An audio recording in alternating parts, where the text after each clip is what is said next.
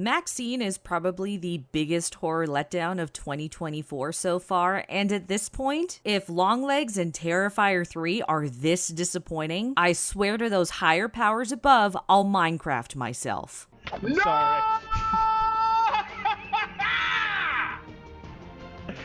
I'm sorry! MaXXXine is a direct sequel to X and the third film in the Maxine Minx trilogy, following the titular, see what I did there, character of the same name, who 6 years after the Texas farmhouse corn star slaughter, is now trying to establish herself as a legitimate Hollywood actress in 1985 Los Angeles, following a rather lucrative career in adult film. Unfortunately, this simple plot idea devolves into an even simpler film that prioritizes style over substance and builds a plot off to a lot of "and then this happens" moments. No, and then. No, and then.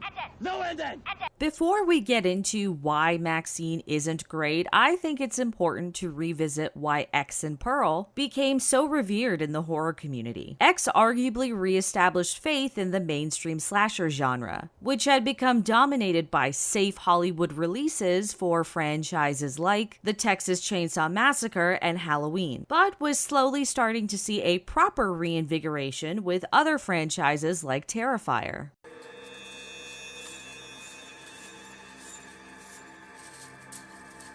Amidst all this, Ty West slashes his way onto the scene with X, a film that, while straightforward in its plot, is a sexy, bloody homage to 70s horror and filmmaking, utilizing styles that haven't been seen since the genre's reinvention during that same time period. It also explores some pretty heavy themes in terms of the power and loss of beauty, the birth of the modern woman, and the cultural transition away from a more traditional Christian society. These are themes that West carries into X's follow-up, Pearl, which takes on a completely different tone, acting as more of a dark character study than an era-established slasher, and gracing us with Mia Goth's best performance to date. Even with the shift away, the themes remain the same, and it's the depth the franchise is willing to explore that makes it so beloved. So with that in mind, you think that MaXXXine would follow in those same thematic footsteps, perhaps evolving along the way, as the 80s backdrop and style alludes to. Hollywood is a growing beast, a town overrun with petty crime, violence, and drugs. It's a society that has increasingly drifted away from God, as emphasized by the background protests, the Night Stalker's reign over the city, and a country in the grips of satanic panic. A very real social pandemic that was spurred on by the release of possession films throughout the 1970s, prolific killers and criminals, and the publication of Michelle Remembers in 1980 that recounts the tale of a young girl who experienced satanic abuse at the hands of a cult. And if you avid horror fans recall, March's Late Night with the Devil took inspiration from this story and phenomena too. This dreary background sets up the film pretty well and honestly is probably the highlight of the whole thing. The supporting cast, filled out by bigger, more notable names like Michelle Monaghan, Halsey, Lily Collins, and Elizabeth Debicki, support those previous entry themes of women redefining their societal roles, with each leaning away from the more traditional to embrace more masculine, sometimes hedonistic lifestyles that are equally reflective of the shift Hollywood was feeling at the time with women in the industry. Now, some of this background and its espoused themes are seen in MaXXXine. Her dejected, almost blank response to much of the melancholic world around her seems appropriate given the Texas Massacre several years earlier, and now her prolific status in adult entertainment, all fueled by an equally prolific cocaine habit. Her desire to shift away from sex icon to movie star, and away from the clutches of the male gaze, are perfectly encapsulated when she's cornered in a dead-end alleyway by a mugger, and flips the script on him completely, holding him at gunpoint, emasculating him,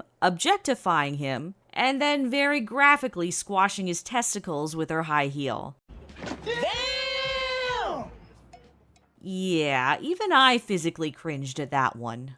Unfortunately, this is really as far as I can go with the praise for Maxine, as outside these isolated instances where the film attempts to evolve are some hastily stitched together good ideas that only ever go as deep as one of Joe Biden's recent campaign trail speeches.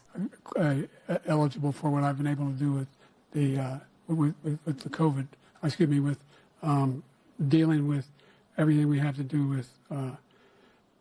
Look, if we finally beat Medicare.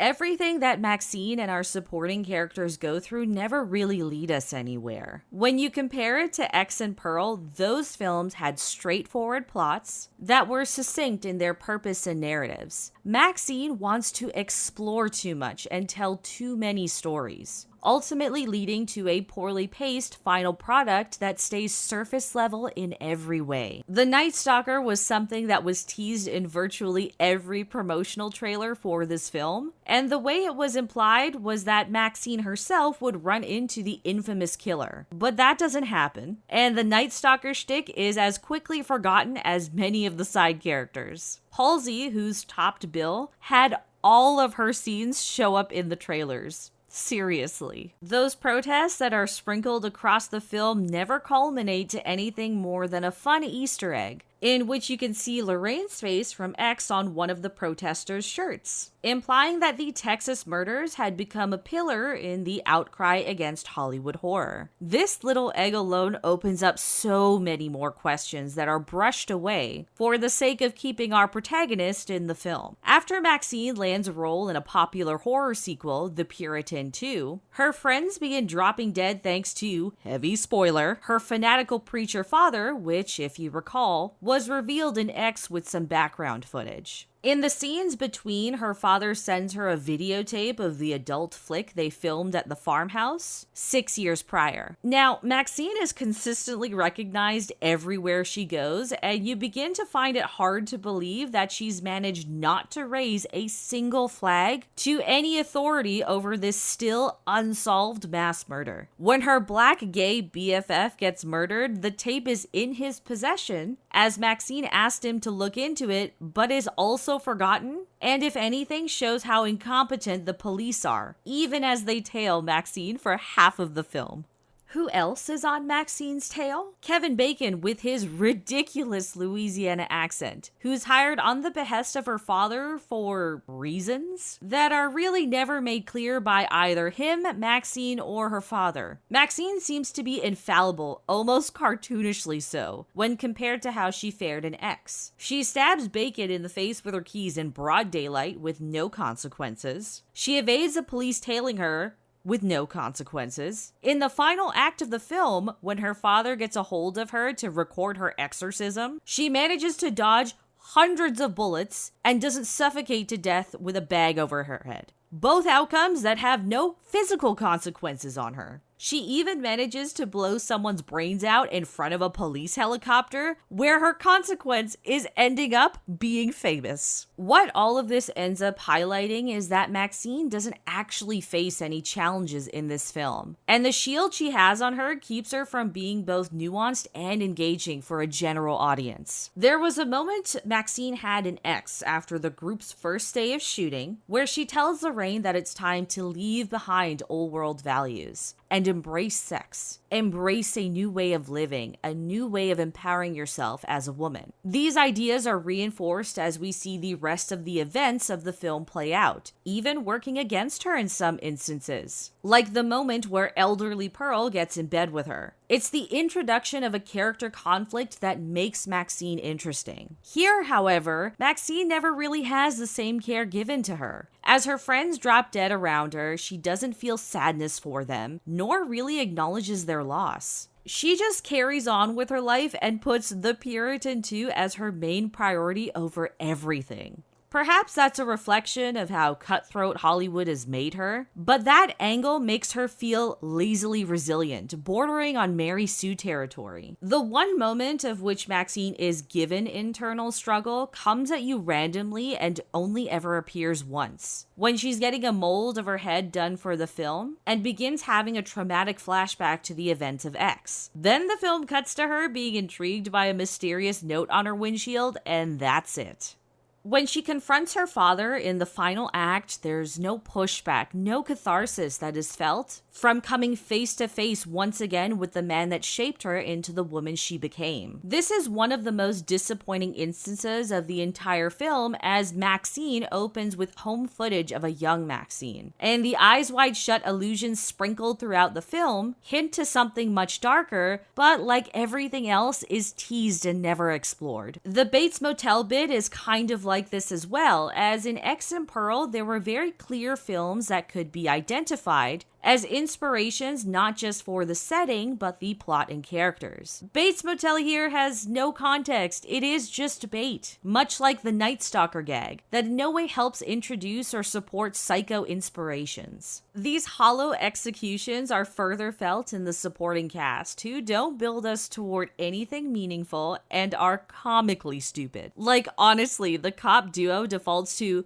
"Well, I wanted to be an actor once," and "macho bravado" lines. And Michelle Monaghan's character is quickly killed with a cross through her eye socket that sends her hilariously somersaulting down a hill to her death. Kevin Bacon's PI character completely flips motivations halfway into the film, going from the guy that was paid to do a job, including being an accessory to multiple murders, then going towards a singular revenge plot after getting keys to his face. The middle of the film spends a good chunk of time showing him chase Maxine across the Universal backlot with a gun in his hand. Giancarlo Esposito, one of the best character actors of our time, is legitimately just there because he's known for being a good character actor. And his supporting role as Maxine's agent and lawyer does nothing more than reinforce Maxine further as an impenetrable protagonist. Maxine is a sequel that feels more like a rush job than a reflection of Ty West's talents as a writer and director. The performances are hit and miss, the characters are superficial, the ideas never reach their full potential, and most importantly, it lacks those wonderful deeper meanings that can be found across the previous entries of the Maxine Minx trilogy. Maxine is a film defined by its beautiful styles and severely lacking substance. Ty West, move away from this film as a lesson and show us what else you can do. I know there's more that you can offer horror. Anyways, that's all I've got for you today. Thanks for stopping by and stay frosty, friends.